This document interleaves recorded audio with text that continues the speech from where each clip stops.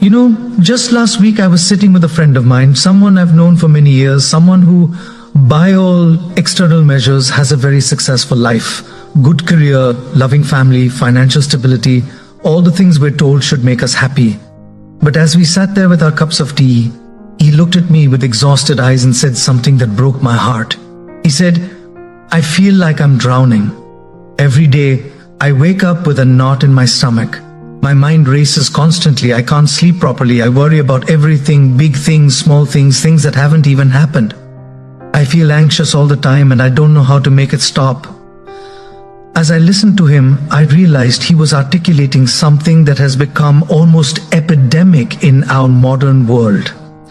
Stress and anxiety have become the background noise of our lives, so constant that we almost accept them as normal, as just the price we pay for living in today's world.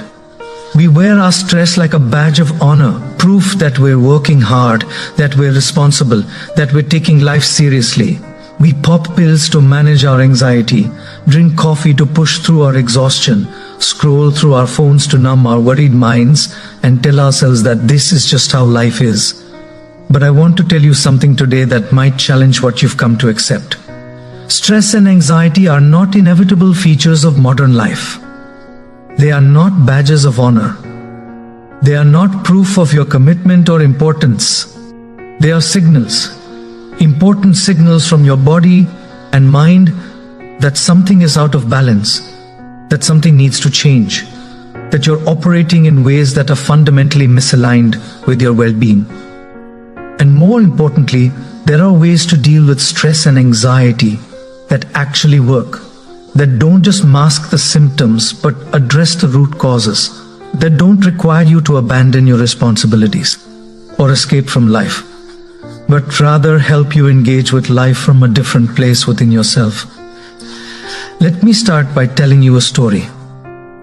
There was once a village near a river, and every monsoon season the river would flood and water would enter the homes at the edge of the village. Year after year this would happen, and year after year the villagers would respond the same way. They would frantically bail water out of their homes, working tirelessly, stressed and anxious, trying to keep the water from destroying their possessions. They would exhaust themselves in this effort, and every year they would say, "This is just how it is. The monsoon comes, the river floods, and we must deal with it." One year, a young engineer visited the village during the dry season. He observed the situation and said to the villagers, "Why do you spend all your energy bailing water when the flood comes? Why not spend this calm season building a wall that will redirect the water before it enters your homes?" The villagers looked at him like he was speaking nonsense. "We don't have time for that," they said. "We're too busy preparing for the next flood, too worried about when it will come, too stressed about all the work we'll have to do when it arrives." The engineer smiled sadly and said, "So you're too stressed about managing the flood to prevent the flood?" Some of the villagers heard the wisdom in this and decided to build the wall. It took effort, time and resources during the calm season when the crisis wasn't immediate. But when the monsoon came, their homes stayed dry while their neighbors were frantically bailing water, stressed and exhausted as always. The ones who built the wall had invested in prevention rather than just responding to crisis. This story captures something essential about how most of us deal with stress and anxiety.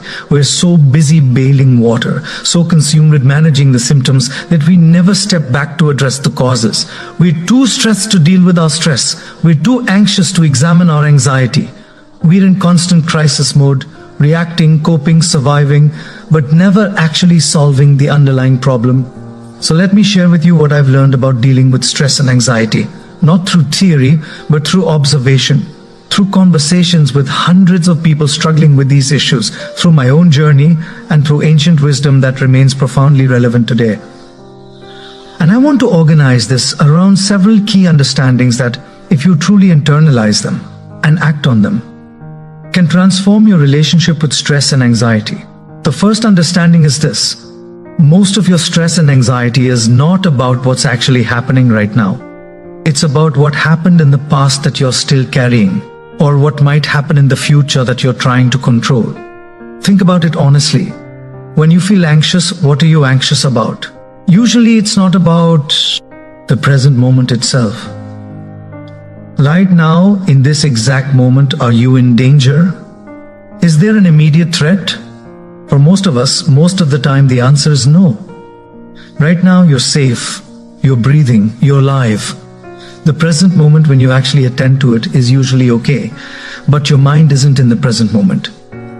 Your mind is replaying that conversation from yesterday, analyzing what you said wrong, worrying about what the other person thinks, carrying shame or regret.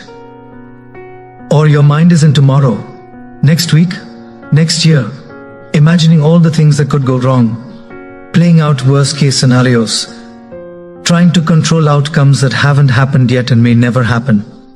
Your body responds to these mental time travels as if they're real current threats, releasing stress hormones, activating your fight or flight response, creating all the physical sensations of anxiety even though you're actually sitting safely in your home. This is the first key insight. Your stress and anxiety are almost always about thoughts, not reality. They're about your mental narratives about the past and future, not about the actual present moment. And this is incredibly empowering to recognize because it means you're not a victim of external circumstances. You're not anxious because of what's happening. You're anxious because of what you're thinking about what's happening or what might happen. Let me tell you about a woman I counseled who had severe anxiety. She would wake up every morning with her heart racing, feeling overwhelmed before the day even began. When we explored what she was anxious about, it was never about what was happening right then. It was a cascade of worries. What if I mess up at work? What if my boss is disappointed? What if I lose my job? What if I can't pay my bills? What if I end up alone and destitute? She was living through an entire catastrophic future in her mind every single morning, and her body was responding as if it was all happening. I asked her a simple question. Right now, in this moment, have you lost your job? She shook her head. Right now, are you unable to pay your bills? No. Right now, are you alone and destitute? No. So right now, what's actually wrong? She paused, looked around and quietly said, nothing. Right now, nothing is wrong. That recognition was the beginning of her healing. She started practicing coming back to the present moment whenever she felt anxiety rising, asking herself what's actually wrong right now in this moment. And almost always the answer was nothing. The anxiety was about imagined futures, not present reality. So the first practice for dealing with stress and anxiety is to cultivate presence. And I know this sounds like spiritual cliche, but stay with me because this is practical and powerful. Throughout your day, especially when you notice stress or anxiety rising, pause. Take 3 deep breaths and ask yourself, right now, in this exact moment, what's actually happening? Am I safe? Am I okay? Bring your attention to your immediate sensory experience. What can you see, hear, feel, smell? Ground yourself in the present moment, because the present moment, when you actually attend to it, is rarely as threatening as your thoughts about past or future. This doesn't mean you ignore real problems or responsibilities. It means you distinguish between productive planning or problem solving and unproductive worry. Planning is specific, time-limited, and action-oriented. I need to prepare for this presentation, so I'll spend an hour this evening organizing my thoughts. That's productive. Worry is repetitive, unfocused, and paralyzing. What if the presentation goes badly? What if they think I'm incompetent? What if this ruins my career? That's unproductive. When you notice unproductive worry, bring yourself back to the present and ask, is there a specific action I can take right now? If yes, take it. If no, let it go and return to what you're actually doing in this moment. The second understanding is this: you cannot control most of what you're stressed about, and trying to control it is what's creating your stress. This is perhaps the hardest truth to accept, but it's also the most liberating once you do. You have very limited control in life. You cannot control other people, what they think, what they feel, what they do, how they respond to you. You cannot control external circumstances, the economy, the traffic, the weather, global events. You cannot control outcomes, whether your efforts will succeed, whether your plans will work out, whether things will go the way you hope. What you can control is very narrow. Your own choices, your own actions, your own responses, your own thoughts when you catch them, your own words, your own effort. That's it. That's the sphere of your control. Everything else is outside your control. And here's the key insight. Stress and anxiety arise when you try to control what's outside your control while neglecting what's within your control. Think about what you stress about. Is usually things in your control or outside your control. What if they don't like me? Outside your control. What if the project fails? Outside your control, you can control your effort but not the outcome. What if something bad happens? Outside your control.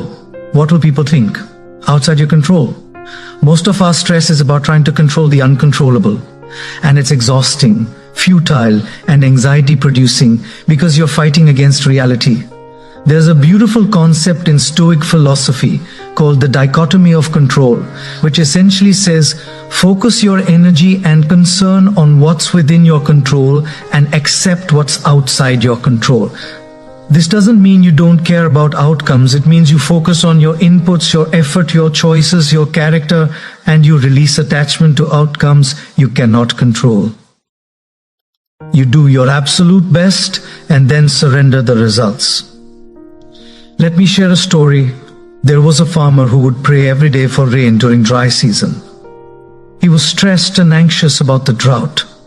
What if it doesn't rain? What if my crops fail?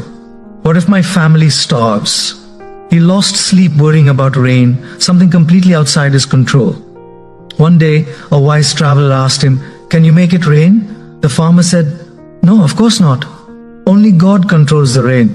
The traveler asked then, "Why are you spending your energy worrying about it? Focus on what you can control. Can you improve your irrigation? Can you plant drought-resistant crops? Can you diversify your income? Can you build storage for when rain does come?"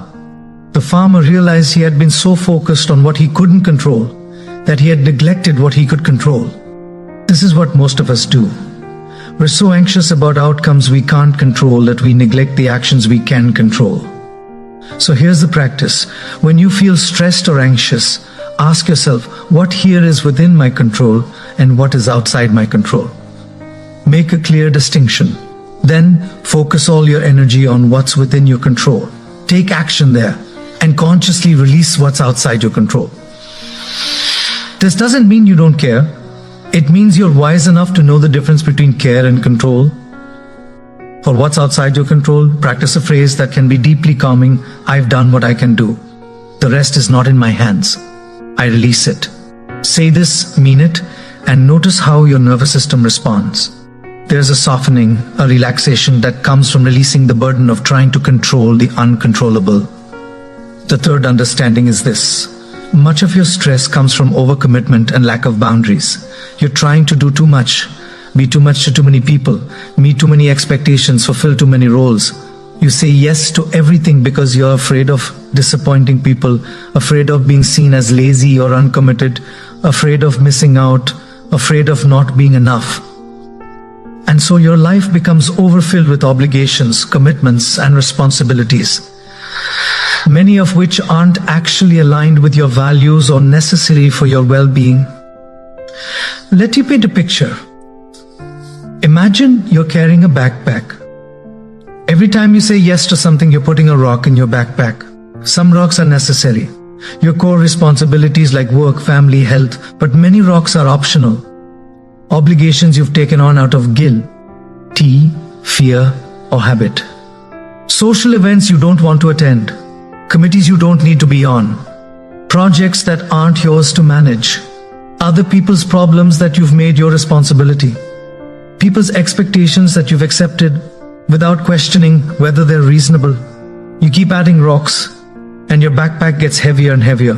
Your shoulders hurt, your back aches, you're exhausted, you're stressed, and instead of taking rocks out of the backpack, Instead of saying no to new rocks, you keep accepting more, keep trying to carry everything, keep pushing yourself harder, and you wonder why you're anxious and overwhelmed. The practice here is ruthless prioritization and clear boundaries. You need to take inventory of what's in your backpack. List everything you're committed to, everything you're responsible for, everything that's demanding your time and energy. Then ask of each item, is this essential? Does this align with my core values? Is this truly my responsibility? Does this nourish me or drain me? Would saying no to this be terrible, or would it actually be healthy?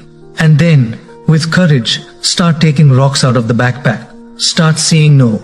Start delegating. Start letting go of obligations that aren't serving you or anyone else. Start disappointing some people so you can stop disappointing yourself. Start setting boundaries around your time, your energy, your availability. This will feel uncomfortable initially because you're not used to it. People who benefited from your lack of boundaries will resist, but your well-being depends on it. I know a man who was on the verge of breakdown from stress. He was working 60 hours a week, coaching his kids' sports teams, serving on multiple volunteer boards, maintaining an exhausting social calendar, trying to be everything to everyone. When we looked at his commitments, he realized that many of them he had said yes to out of guilt or obligation, not genuine desire. He started saying no. He stepped down from boards. He reduced his volunteer commitments to one he truly cared about. He cleared his social calendar of obligatory events. He set boundaries at work. The first month was hard. People were surprised, some were disappointed. But within 3 months, his stress had decreased dramatically. His anxiety had lessened, and ironically, the quality of his contributions in the areas he stayed committed to actually improved because he wasn't spread so thin. Your time and energy are finite. You cannot do everything. You cannot be everything to everyone. And trying to do so is what's killing you. You need to choose. What are your true priorities? What actually matters? What are you